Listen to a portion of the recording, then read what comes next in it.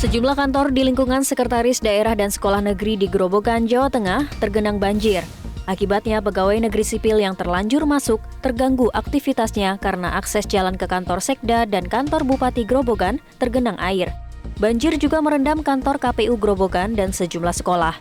Ketinggian air berkisar 10 cm hingga 50 cm. Pihak Sekda Grobogan tidak meliburkan ASN yang bekerja di pemerintahan lantaran banjir terjadi pagi tadi. Sementara itu, aktivitas belajar siswa diliburkan sementara. Dari data BPBD Grobogan, 9 kecamatan di 23 desa masih tergenang banjir akibat luapan Sungai Lusi dan tanggul sungai yang jebol.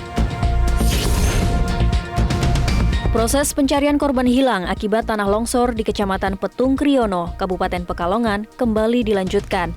Korban hilang saat ini bertambah menjadi 10 orang, yang sebelumnya 9 orang, karena ada pihak keluarga yang melapor ke posko bencana setempat. Pada hari kedua proses pencarian, tim gabungan dibagi menjadi 4 regu.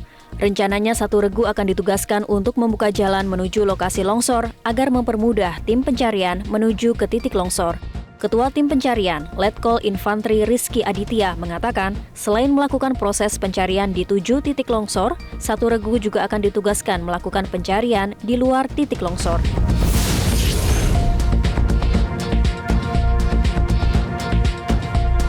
Kebakaran terjadi di permukiman warga di Jalan Mangga Besar 13, Sawah Besar, Jakarta Pusat. Kencangnya tiupan angin membuat titik api yang berada di tengah permukiman padat penduduk langsung menyambar ke bangunan lainnya. Kondisi permukiman warga yang terbuat dari bahan semi permanen membuat api dengan cepat menyebar dan menghanguskan sejumlah rumah warga. Sejumlah warga di lokasi kejadian menuturkan api berkobar setelah adanya suara ledakan dari salah satu rumah warga. Kendati begitu, belum diketahui pasti asal suara ledakan tersebut, apakah ledakan tabung gas atau ada faktor lain. 19 unit mobil damkar diterjunkan ke lokasi kebakaran.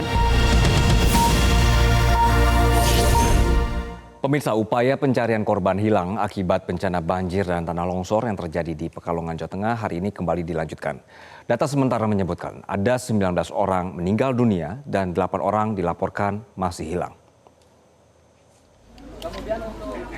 Hari ini tim SAR gabungan kembali diterjunkan untuk mencari korban banjir dan longsor yang terjadi di Kecamatan Petung Kriono, Kabupaten Pekalongan, Jawa Tengah. Untuk mempermudah upaya pencarian, tim penyelamat gabungan ini dibagi menjadi 4 regu.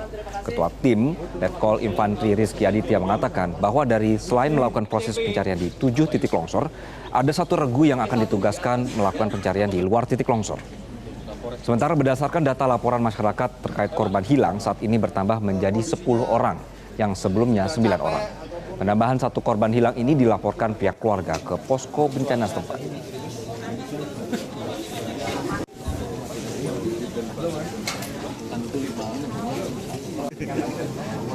Kita dari informasi ada apa BNPB di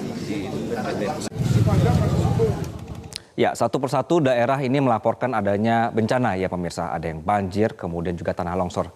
Apa yang sebenarnya terjadi? Rekan saya Glorinata ini akan berbicara langsung dengan BMKG berkenaan dengan bagaimana kita mengantisipasi kondisi ini. Glori, silakan. Baik, terima kasih Anggi. Pemirsa, kita lanjutkan informasinya. Potensi bencana hidrometeorologi masih mengintai sejumlah wilayah di Indonesia. Masyarakat harus waspada terhadap terjadinya bencana yang datang tiba-tiba seperti banjir bandang, tanah longsor, dan lain sebagainya. Lalu seperti apa perakiraan cuaca dan wilayah mana saja yang harus bersiap menghadapi bencana? Kami akan membahasnya bersama dengan Kepala BMKG Dwi Korita Karnawati. Selamat siang. Selamat siang Bu Dwi Korita. Mbak Glory. Ibu, siang, kalau Mbak kita Glory. melihat banjir Pekalongan, warahmatullahi tanah longsor atau bencana yang terjadi di Pekalongan, Jawa Tengah ini, bagaimana BMKG melihat ini? Apa sebenarnya yang menyebabkan banjir dan juga tanah longsor yang mengakibatkan banyak korban jiwa? Jadi sebetulnya banjir dan tanah longsor itu hujan berperan sebagai pemicu, bukan penyebab ya. Artinya begini, lahannya memang sudah rentan untuk mengalami banjir dan longsor. Bisa karena kerusakan lingkungan ya atau gangguan pada lereng, pada sungai. Itu menjadikan rentan untuk banjir dan longsor. Namun, kapan akan terjadi? Dari rentan menjadi benar-benar banjir dan longsor, itu menunggu pemicu. Pemicunya antara lain curah hujan yang tinggi. Nah, yang kejadian di Jawa Tengah ini memang ada peringatan dini hujan lebat itu diberikan beberapa waktu atau beberapa jam, kadang sehari sampai 3 hari sebelum kejadian. Nah, kenapa sampai terjadi curah hujan tinggi? Karena saat ini kita sedang memasuki puncak musim hujan untuk wilayah yang di wilayah Jawa, ya, terutama Jawa bagian tengah dan utara ya. Jadi mulai Jawa Barat, Jawa Tengah, Jawa Timur, mulai dari tengah sampai ke utara. Nah, kenapa masih terjadi hujan dan bahkan puncak musim hujan? Karena saat ini masih bertiup angin yang dari arah benua Asia yang disebut sebagai monsun Asia yang membawa uap air dan juga masih terjadi fenomena anomali iklim global yang disebut sebagai La Nina yang berdampak pada peningkatan curah hujan di wilayah Indonesia sampai 20%. Kemudian juga bersamaan terjadi adanya gelombang ekuator, Rossby dan Kelvin yang memacu terbentuknya awan-awan hujan dan peningkatan curah hujan. Selain itu juga terjadi outgoing long wave radiation yang terkait dengan radiasi matahari ya, yang juga berdampak pada meningkatnya curah hujan tersebut. Dan kejadian ini juga masih akan berlangsung diprediksi sampai tanggal paling tidak sampai 28 Januari 2025. Demikian. Ya, Ibu, kalau kita melihat kan upaya pencarian di lokasi terjadinya bencana ini kan terkendala karena cuaca. Nah, kira-kira bagaimana perkiraan atau perakiraan cuaca khususnya di lokasi longsor di Pekalongan ini, Bu? Nah, untuk wilayah Jawa Tengah, termasuk di lokasi longsor, ini kami memprediksi seperti yang kami sampaikan tadi, berbagai fenomena sedang terjadi di atmosfer, masih berpotensi mengalami hujan lebat hingga sangat lebat. Nah, sehingga kami mohon untuk pencarian ini harus terus memonitor. Kami akan memberikan perakiraan cuaca sebelum hari hanya, sehingga mohon dimonitor, maka akan diketahui hujannya itu akan turun jam berapa, siang, pagi, atau sore, atau malam hari, itu akan diketahui. Sehingga proses pencarian mohon direncanakan dengan menyesuaikan kondisi cuaca. Demikian. Ya, kalau melihat dari perakiraan dari BMKG sendiri ini kan berarti masih ada hujan lebat dan lain sebagainya sampai tanggal 28 Januari. Berarti apakah itu artinya ada potensi terjadinya longsor susulan? Tergantung kondisi lahan di wilayah tersebut. Jadi memang di Jawa Tengah ini kan banyak, tidak hanya Jawa Tengah, di wilayah Indonesia, di berbagai pulau di Indonesia, terutama yang bergunung-gunung, berbukit-bukit, itu ada lereng-lereng curam yang di situ rawan longsor.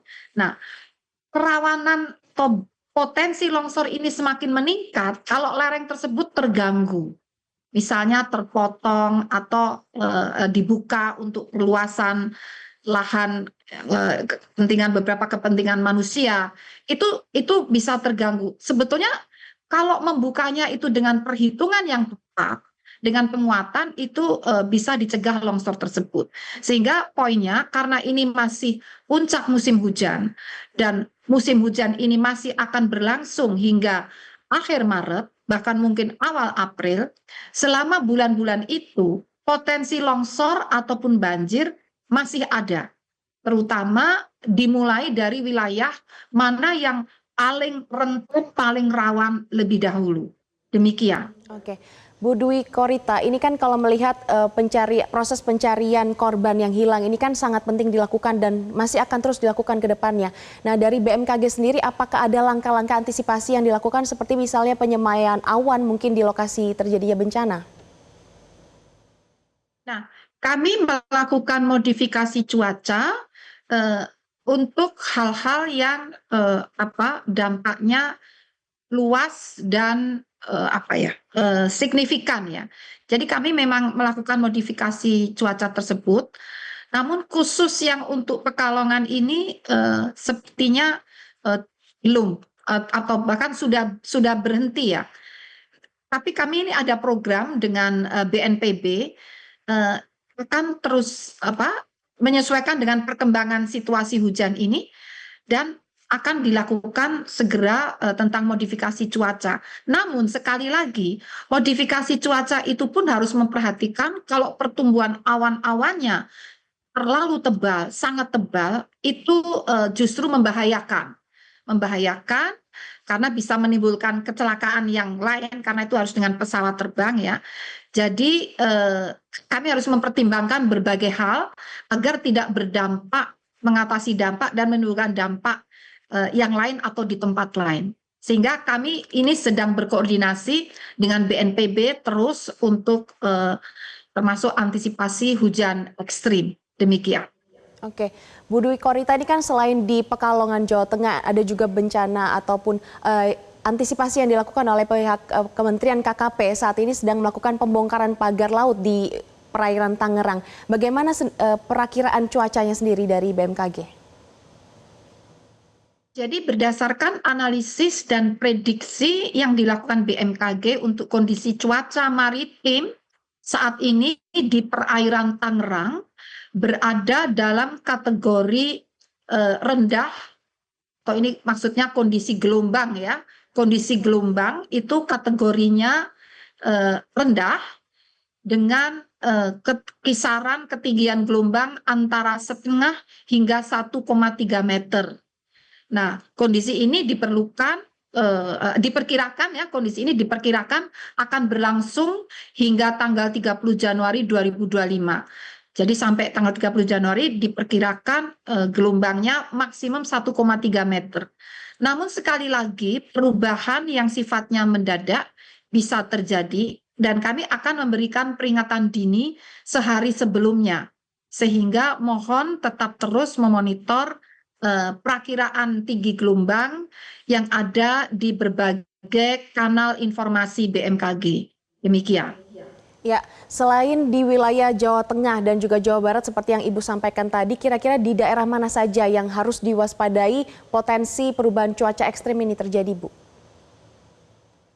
Jadi selama tanggal 22 ini hingga 28 Januari, kami memprediksi ya potensi hujan dengan intensitas sedang hingga sangat lebat, dapat disertai kilat petir dan angin kencang, berpotensi di wilayah ini yang intensitas sedang sampai lebat itu di Aceh, Sumatera Barat, Riau, Kepulauan Bangka Belitung, Banten, Jakarta, Bali, Kalimantan Tengah, Kalimantan Timur, Gorontalo, Papua Barat Daya, ya Papua Barat Daya, kemudian Papua Barat, Papua Tengah, Papua Pegunungan dan Papua.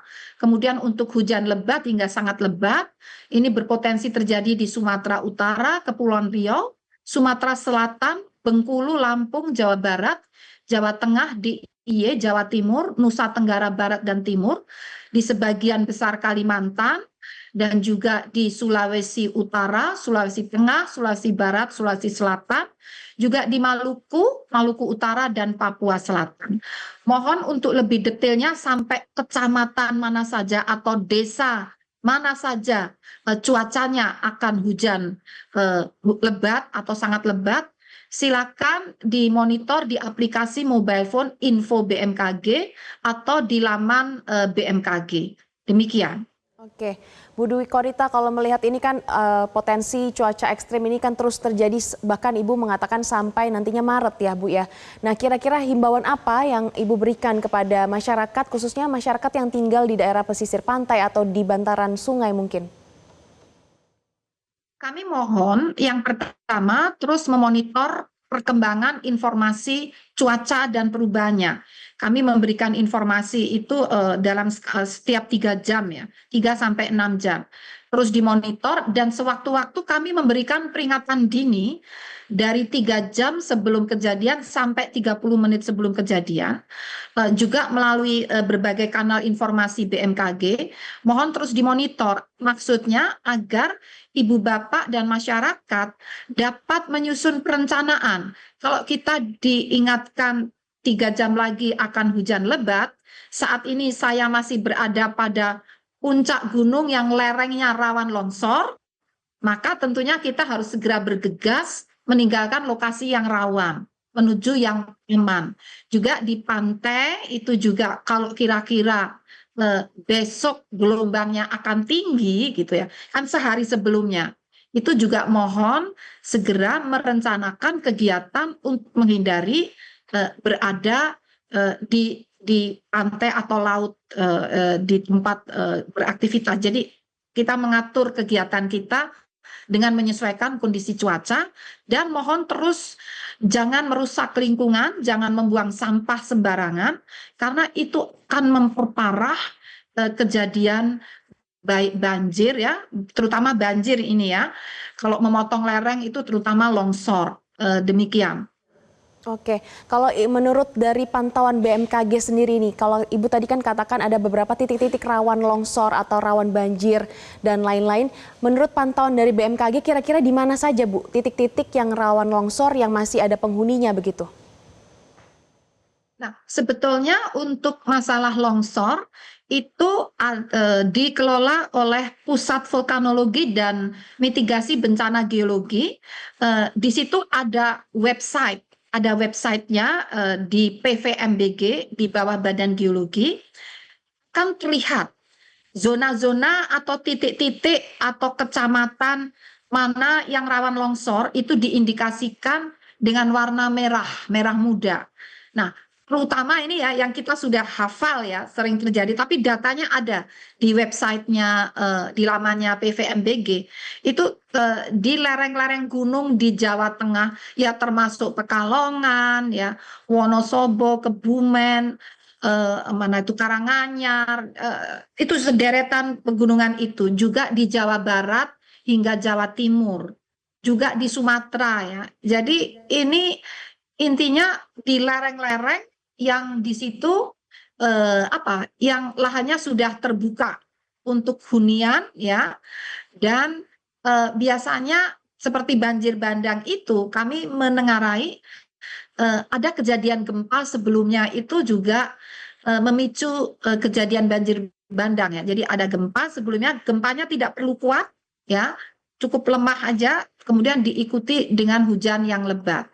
Sehingga bagi masyarakat kami mohon untuk waspada apabila turun hujan Anda berada mau di desa manapun, di kota apapun, kalau di situ berada pada lereng yang curam ya atau tanah gembur ya, sebaiknya menjauh dari sana. Dan juga kalau di bantaran-bantaran sungai, di cekungan-cekungan itu umumnya biasanya rawan banjir, terutama bila drainasenya tidak ada atau tidak lancar. Demikian. Ya, baik, berarti diimbau kepada masyarakat untuk menjauhi titik-titik rawan longsor atau banjir dan juga tetap memperhatikan perakiraan cuaca dari BMKG. Baik, terima kasih Bu Dwi Korita Karnawati, Kepala BMKG sudah bergabung bersama kami di Metro Siang. Jelajahi cara baru mendapatkan informasi. Download Metro TV Extend sekarang.